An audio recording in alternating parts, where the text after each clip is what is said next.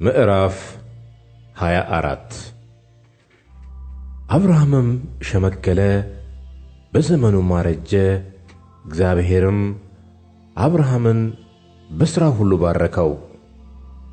አብርሃምም ሎሌውን የቤቱን ሽማግሌ የከብቱን ሁሉ አዛዥ አለው፣ እጅህን ከጭኔ በታች አድርግ፣ እኔም አብሬ ከምኖራቸው ከከነዓን ሴቶች ልጆች ለልጄ ሚስት እንዳትወስድለት በሰማይና በምድር አምላክ በእግዚአብሔር አምልሃለሁ። ነገር ግን ወደ አገሬና ወደ ተወላጆቼ ትሄዳለህ፣ ለልጄ ለይስሐቅም ሚስት ትወስድለታለህ። ሎሌውም ሴቲቱ ምናልባት ወደዚህ አገር ከእኔ ጋር ለመምጣት እምቢ ያለች እንደሆነ ልጅህን ወደ መጣህበት አገር ልመልሰውን? አለው። አብርሃምም አለው፣ ልጄን ወደዚያ እንዳትመልስ ተጠንቀቅ። ከአባቴ ቤት ከተወለድሁባት ምድርም ያወጣኝ ይህችንም ምድር እሰጥሃለሁ ብሎ የነገረኝና የማለልኝ የሰማይ አምላክ እግዚአብሔር እርሱ መልአኩን በፊትህ ይሰድዳል። ከዚያም ለልጄ ሚስትን ትወስዳለህ። ሴቲቱም ከአንተ ጋር ለመምጣት እምቢ ያለች እንደሆነ ከዚህ ካቀረብሁህ መሐላ ንጹሕ ነህ። ልጄ ግን ወደዚያ አትመልሰው። ሎሌውም ከጌታው ከአብርሃም ጭን በታች እጁን አደረገ፣ ስለዚሁም ነገር ማለለት።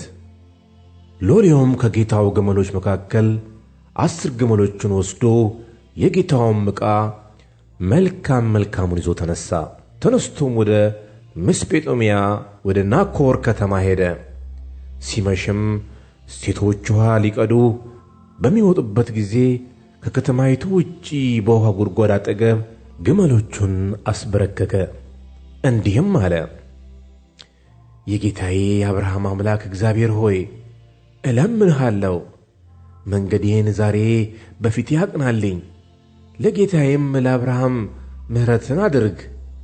እነሆ በዚህ የውኃ ምንጭ አጠገብ እኔ ቆሜአለሁ። የዚህችም ከተማ ሴቶች ልጆች ውኃውን ሊቀዱ ይመጣሉ። ውኃ ጠጣ ዘንድ እንስራሽን አዘንብዪ። እርሷም አንተ ጠጣ፣ ግመሎችህን ደግሞ አጠጣለሁ የምትለኝ ቆንጆ እርሷ ለባሪያህ ለይስሐቅ ያዘጋጀሃት ትሁን። በዚህም ለጌታዬ ምሕረትን እንዳደረግህ አውቃለሁ። ይህንን መናገሩን ሳይፈጽም እነሆ ሚልካ የወለደችው የባቱኤል ልጅ ርብቃ እንስራዋን በጫንቋ ተሸክማ ወጣች።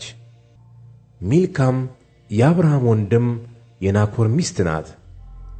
ብላቴናይቱም መልኳ እጅግ ያማረ ወንድ የማያውቃት ድንግልም ነበረች። ወደ ምንጭም ወረደች፣ እንስራዋንም ሞላች፣ ተመልሳም ወጣች። ሎሌውም ሊገናኛት ሮጠና ከእንስራሽ ጥቂት ውኃ ታጠጪኝ ዘንድ እለምንሻለሁ አላት። እርሷም ጌታዬ ሆይ ጠጣ አለችው። ፈጥናም እንስራዋን በእጇ አውርዳ አጠጣችው። እርሱንም ከጠጣች በኋላ ለግመሎች ደግሞ ሁሉም እስኪረኩ ድረስ ውኃ ቀዳለሁ አለች። ፈጥናም ውኃውን ከእንስሯ በማጠጫው ውስጥ ገለበጠችው። ደግሞም ልትቀዳ ወደ ጉድጓዱ ሮጠች፣ ለግመሎቹም ሁሉ ውኃ ቀዳች።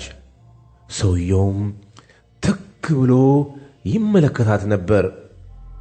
እግዚአብሔር መንገዱን አቅንቶለት እንደሆነ ወይም እንዳልሆነ ለማወቅ ዝም አለ። ግመሎቹም ከጠጡ በኋላ እንዲህ ሆነ። ሰውየውም ግማሽ ስቅል የሚመዝን የወርቅ ቀለበት፣ ለእጆቿም 10 ስቅል የሚመዝን ጥንድ የወርቅ አምባር አወጣ። እንዲህም አላት፣ አንቺ የማን ልጅ ነሽ? እስኪ ንገሪኝ፣ በአባትሽ ቤት የምናድርበት ስፍራ ይገኛልን? አለችውም፣ እኔ ሚልካ ለናኮር የወለደችው የባቱኤል ልጅ ነኝ።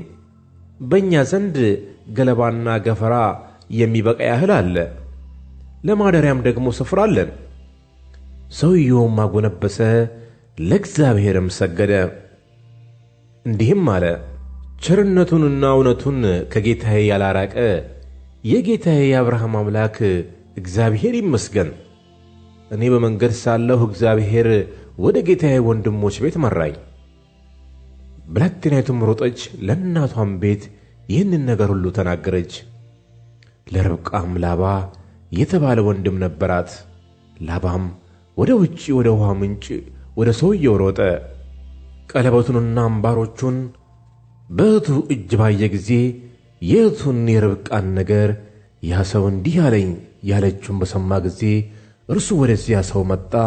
እነሆም በውሃው ምንጭ አጠገብ ከግመሎቹ ዘንድ ቆሞ ነበር።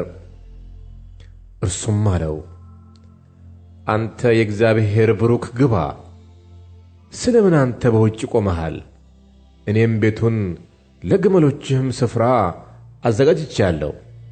ሰውየውም ወደ ቤት ገባ፣ ግመሎቹንም አራገፈ፣ ገለባና ገፈራም ለግመሎቹ አቀረበ። እግሩን ይታጠብ ዘንድ ከእርሱም ጋር ላሉት ሰዎች የእግር ውሃ አቀረበ። መብልንም በፊቱ አቀረበለት።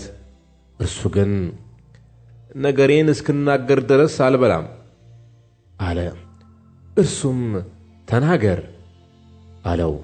እርሱም አለ፣ እኔ የአብርሃም ሎሌ ነኝ። እግዚአብሔርም ጌታዬን እጅግ ባረከው፣ አገነነውም።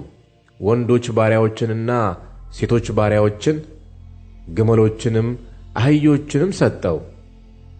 ሳራም የጌታዬ ሚስት በእርጅናው ለጌታዬ ወንድ ልጅን ወለደች።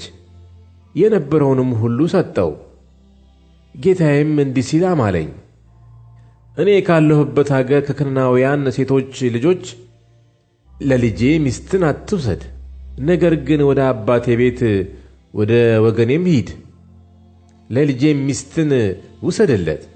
ጌታዬንም ሴቲቱ ምናልባት ባትከተለኝሳ አልሁት። እርሱም አለኝ፣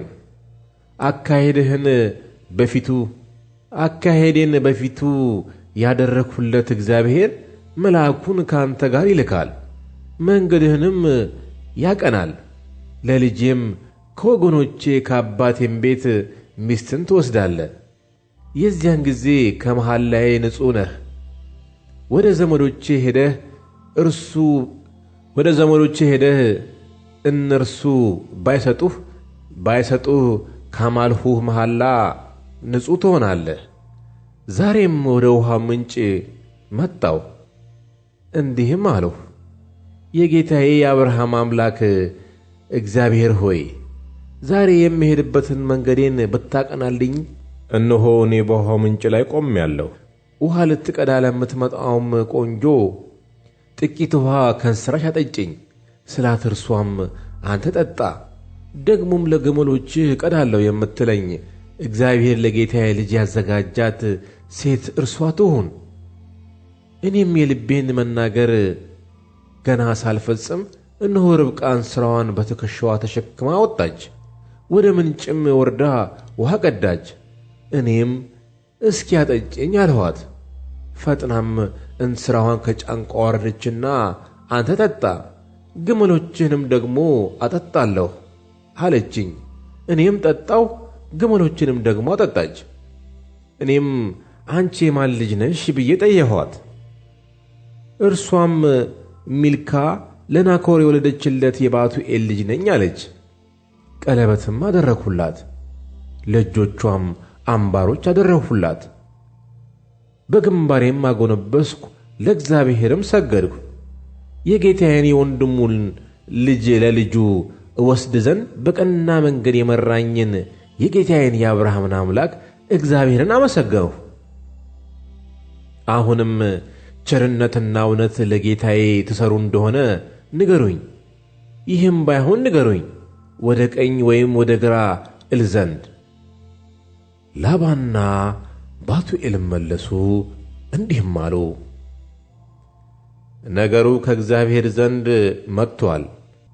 ክፉም በጎም ልንመልስልህ አንችልም። ርብቃ እንኋት፣ በፊትህ ናት፣ ይዛት ሂድ። እግዚአብሔር እንደተናገረ ለጌታህም ልጅ ሚስት ትሁን።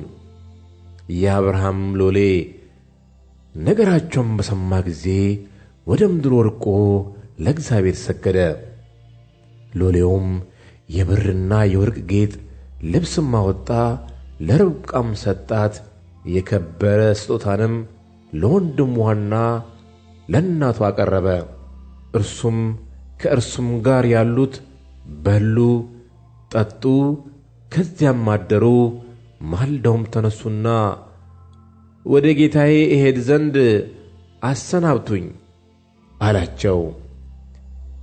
ወንድሟና እህቷም ብላቴናይቱ 10 ቀን ያህል እንኳን ከእኛ ዘንድ ትቀመጥ፣ ከዚያ በኋላ ትሄዳለች አሉ።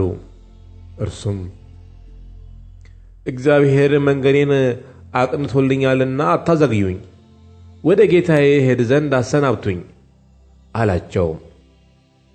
እነርሱም ብላቴናይቱን እንጥራና ካፏን ጠይቅ አሉ። ርብቃንም ጠርተው ከዚህ ሰው ጋር ትሄጃለሽን አሏት። እርሷም እሄዳለሁ አለች። እህታቸውንም ርብቃን ሞግዚቷንም የአብርሃምን ሎሌና ሰዎቹንም አሰናበቷቸው።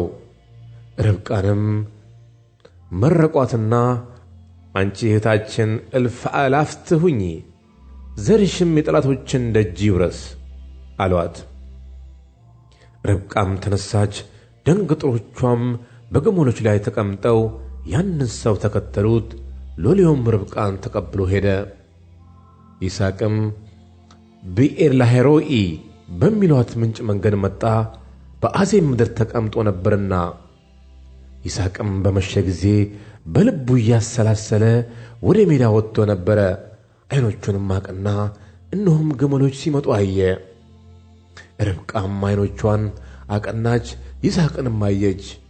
ከግመልም ወረደች፣ አቀናች፣ ይስሐቅንም አየች፣ ከግመልም ወረደች። ሎሌውንም ሊገናኘን በሜዳ የሚመጣው ይህ ሰው ማን ነው አለችው። ሎሌውም እርሱ ጌታዬ ነው አላት። እርሷም መሸፈኛ ወስዳ ተከናነበች። ሎሌውም ያደረገውን ነገር ሁሉ ለይስሐቅ ነገረው። ይስሐቅም ወደ እናቱ ወደ ሳራ ድንኳን አገባት። ርብቃንም ወሰዳት፣ ሚስትም ሆነችው፣ ወደዳትም። ይስሐቅም ከእናቱ ሞት ተጽናና።